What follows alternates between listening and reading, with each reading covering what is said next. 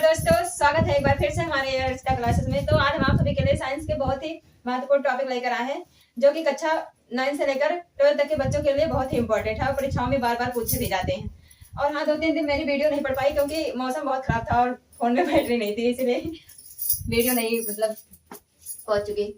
तो आज हम आप सभी के लिए बहुत ही महत्वपूर्ण टॉपिक लेकर आए हैं, जो कि साइंस की है। तो हमारा टॉपिक क्या है? प्रोकैरियोटिक और and eukaryotic cell. Prokaryotic and eukaryotic cell.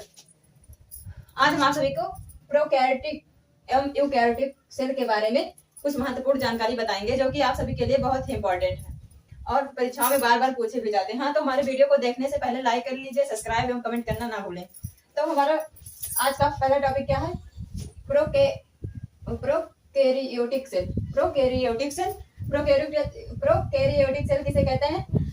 Prokaryotic वह जीव होते हैं जिसमें केंद्रक और कोशिकांग जिसमें केंद्रक न्यूक्लियस सच्चा नहीं पाया जाता है। सच्चा केंद्रक एवं न्यूक्लियस उसी को केंद्रक और न्यूक्लियस उसी को कहते हैं, जो इसमें प्रोकैरियोटिक सेल में नहीं पाया जाता है।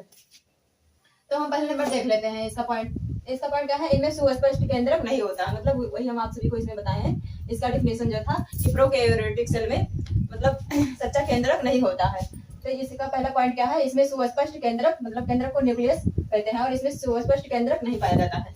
हमारा दूसरा पॉइंट क्या है? इसमें प्रोकैरियोटिक सेल में दूसरा पॉइंट क्या है? डीएनए कोशिका द्रव में होता है, साइटोप्लाज्म में होता है। और हमारा तीसरा नंबर क्या है? यह आकार में छोटी और संरचना में सरल होती है। यह आकार में छोटी एवं संरचना में सरल होती है। इसका एग्जांपल क्या है? इसके एग्जांपल में हम देख लेते हैं कौन कौन से चीज कौन कौन से जीव आते हैं।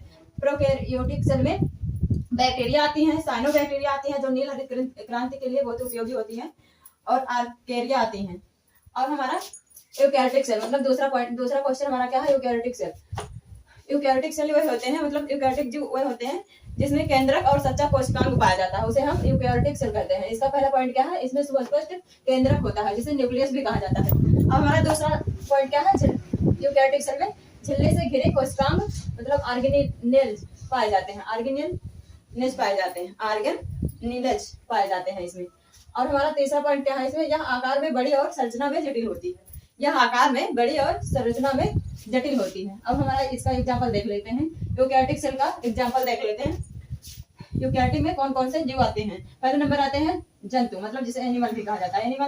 जंतु में कौन कौन से आते हैं? जैसे मनुष्य हो गए, गाय हो गया, कुत्ता हो गया, एटीसी आदि हो गए। और दूसरा पॉइंट में कौन कौन से आएंगे? पादप में कौन कौन से होते हैं? पादप को प्लांट्स भी कहते हैं। पादप में आम हो गए, नीम हो गए और गेहूं। और तीसरा नंबर हमारा क्या है? कवक, जिसे फंगी कहते हैं। इसमें कौन कौन से चीज आते हैं? इसमें आते हैं मशरूम आते हैं, एड्स आते हैं, आद आते हैं। अब हम दूसरा नंबर पॉइंट हम एक बार दोस्तों आशा करते हैं हमारी क्लास आप लोगों को बहुत अच्छे से समझ में आई होगी। और हमारे अर्चना क्लासेस को देखने से पहले ज्यादा से ज्यादा लाइक करें, सब्सक्राइब करें और कमेंट करें, ताकि हमारा हौसला बुलंद रहे और हम आप सभी के लिए अच्छे अच्छे टॉपिक ला सके। धन्यवाद। मिलते हैं अगले वीडियो में।